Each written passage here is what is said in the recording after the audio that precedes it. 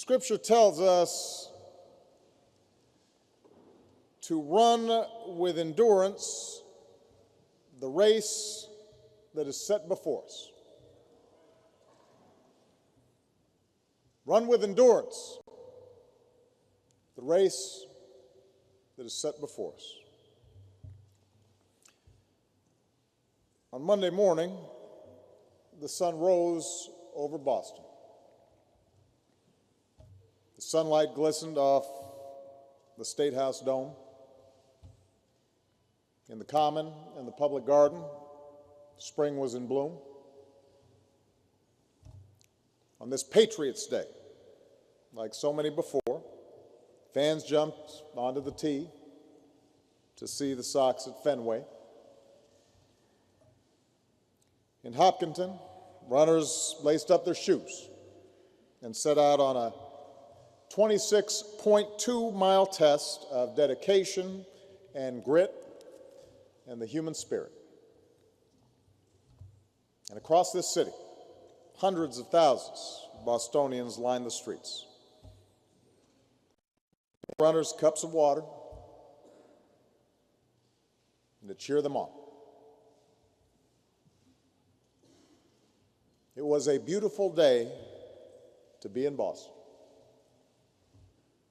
A day that explains why a poet once wrote that this town is not just a capital, not just a place. Boston, he said, is the perfect state of grace.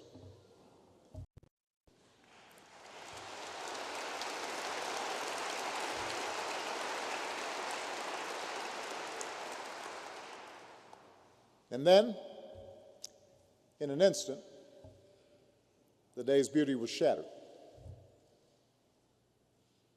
A celebration became a tragedy. And so we come together to pray and mourn and measure our loss. But we also come together today to reclaim that state of grace,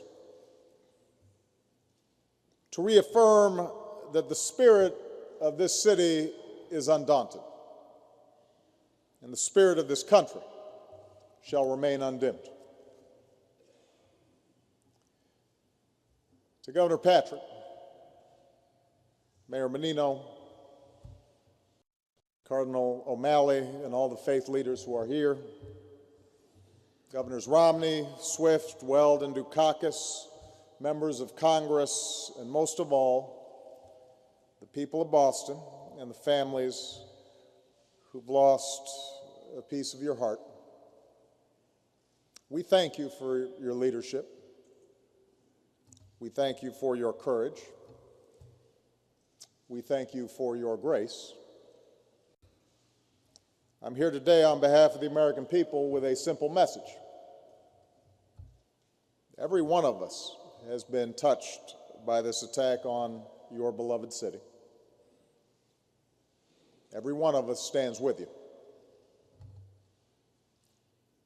Because after all, it's our beloved city too. Boston may be your hometown, but we claim it too. It's one of America's iconic cities. It's one of the world's great cities. And one of the reasons the world knows Boston so well is that Boston opens its heart to the world.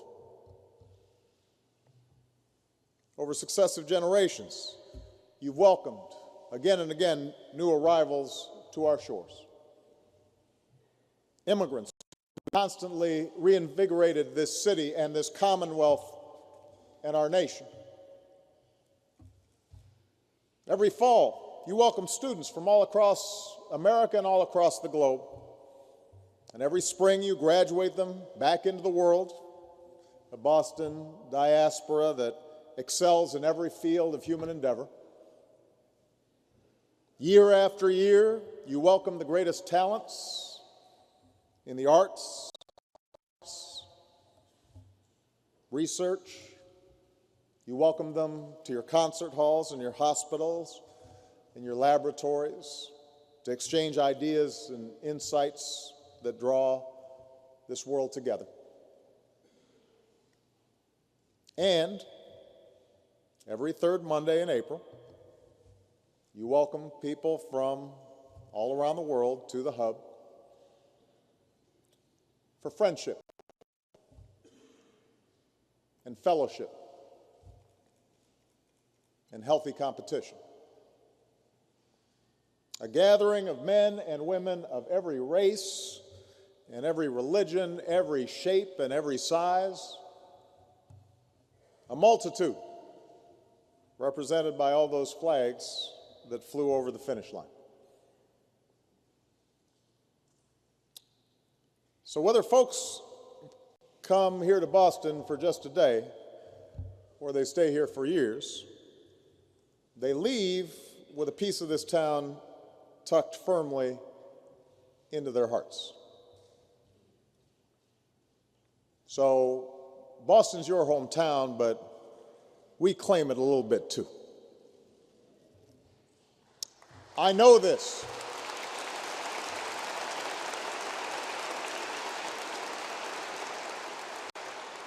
I know this because there's a piece of Boston in me.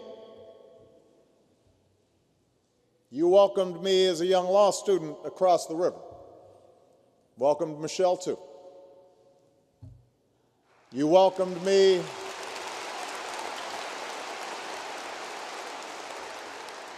during a convention when I was still a state senator and very few people could pronounce my name right.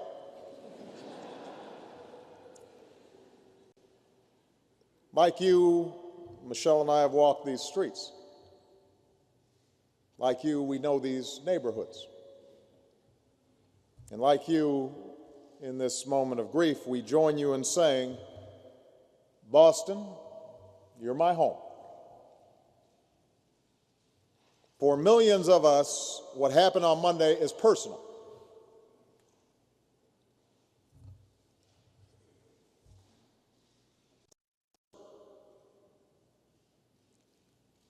Today our prayers are with the Campbell family of Medford. They're here today. Their daughter Crystal was always smiling. Those who knew her said that with her red hair and her freckles and her ever eager willingness to speak her mind, she was beautiful. Sometimes she could be a little noisy, and everybody loved her for it. She would have turned 30 next month. As her mother said through her tears, this doesn't make any sense. Our prayers are with the Liu family of China, who sent their daughter Lingzi to BU so that she could experience all that this city has to offer. She was a 23-year-old student, far from home, and in the heartache of her family and friends on both sides of a great ocean, we're reminded of the humanity that we all share. Our prayers are with the Richard family of Dorchester, to Denise and their young daughter Jane, as they fight to. And our hearts are broken for 8-year-old Martin with his big smile and bright eyes. His last hours were as perfect as an 8-year-old boy could hope for, with his family eating ice cream at a sporting event. And we're left with two enduring images of this little boy, forever smiling for his beloved Bruins and forever expressing a wish he made on a blue poster board. No more hurting people. Peace. No more hurting people. Peace.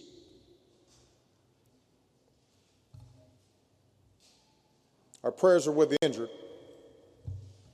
so many wounded, some gravely.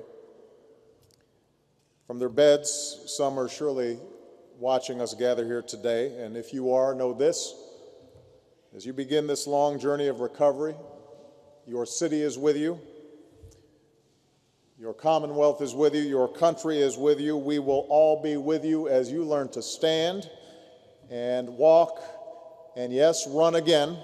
Of that I have no doubt. You will run again.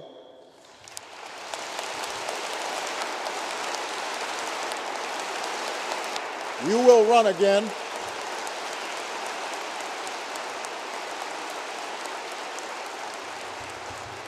Because that's what the people of Boston are made of. Your resolve is the greatest rebuke to whoever committed this heinous act. If they sought to intimidate us, to terrorize us, to shake us from those values that Duvall described, the values that make us who we are as Americans, well, it should be pretty clear by now that they picked the wrong city to do it.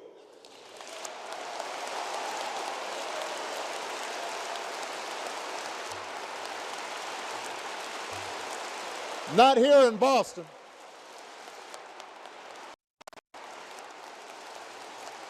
Not here in Boston.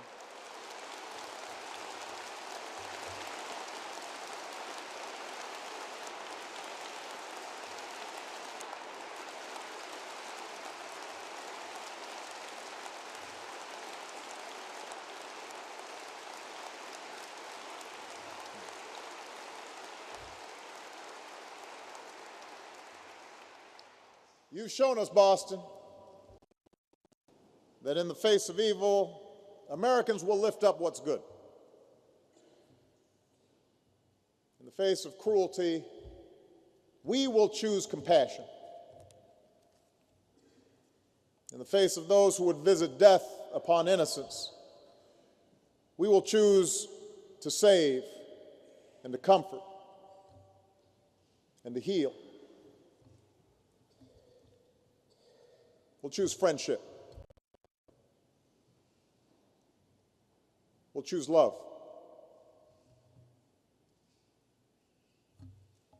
For Scripture teaches us God has not given us a spirit of fear and timidity,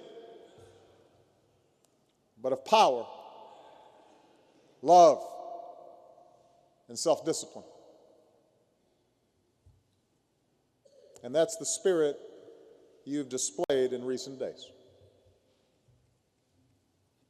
When doctors and nurses, police and firefighters and EMTs and guardsmen run towards explosions to treat the wounded, that's discipline. When exhausted runners, including our troops and veterans who never expected to see such carnage on the streets back home, become first responders themselves, tending to the injured, that's real power. When Bostonians carry victims in their arms, deliver water and blankets, line up to give blood, open their homes to total strangers, give them rides back to reunite with their families, that's love. That's the message we send to those who carry this out and anyone who would do harm to our people. Yes, we will find you. And yes, you will face justice.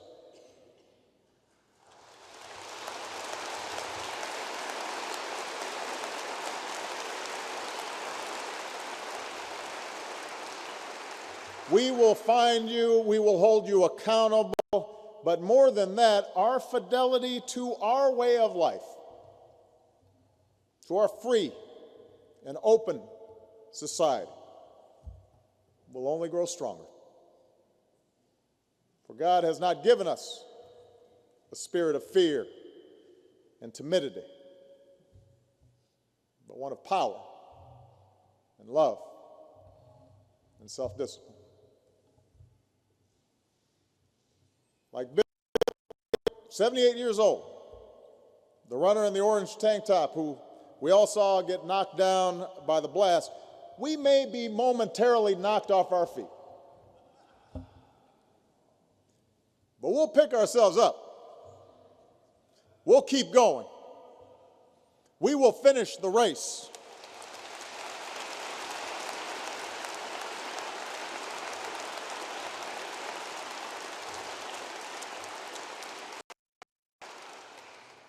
In the words of Dick Hoyt, who's pushed his disabled son Rick in 31 Boston marathons, we can't let something like this stop us.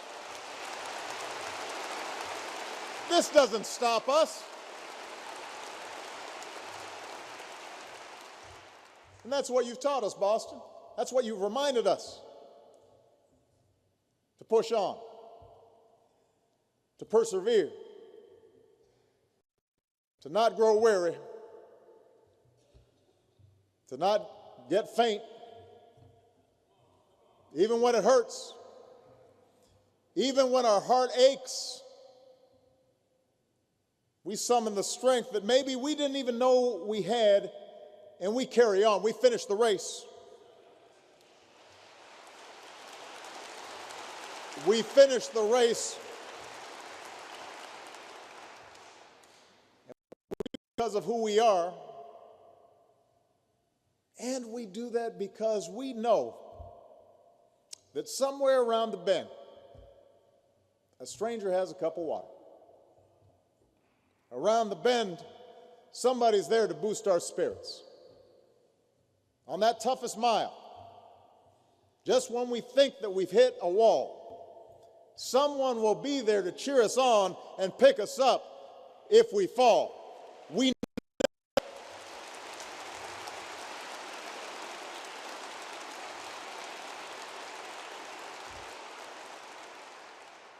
And that's what the perpetrators of such senseless violence, these small, stunted individuals who would destroy instead of build and think somehow that makes them important. That's what they don't understand. Our faith in each other, our love for each other, for country, our common creed that cuts across whatever superficial differences there may be, that is our power. That's our strength. That's why a bomb can't beat us. That's why we don't hunker down. That's why we don't cower in fear. We carry on. We race. We strive. We build and we work and we love and we raise our kids to do the same, and we come together to celebrate life and to walk our cities and to cheer for our teams. When the Sox and Celtics and Patriots or Bruins are champions again, to the chagrin of New York and Chicago fans, the crowds will gather and watch a parade go down Boylston Street. And this time next year, on the third Monday in April, the world will return to this great American city to run harder than ever and to cheer even louder for the 118th Boston Marathon. Bet on it.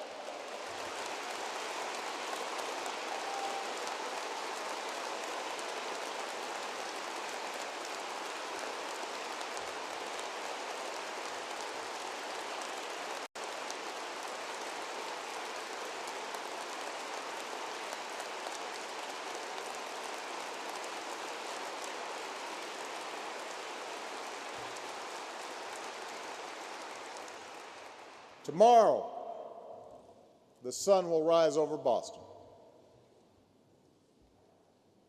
Tomorrow, the sun will rise over this country that we love, this special place, this state of grace. Scripture tells us to run with endurance the race that is set before us. As we do, may God hold close those who've been taken from us too soon. May He comfort their families, and may He continue to watch over these United States of America.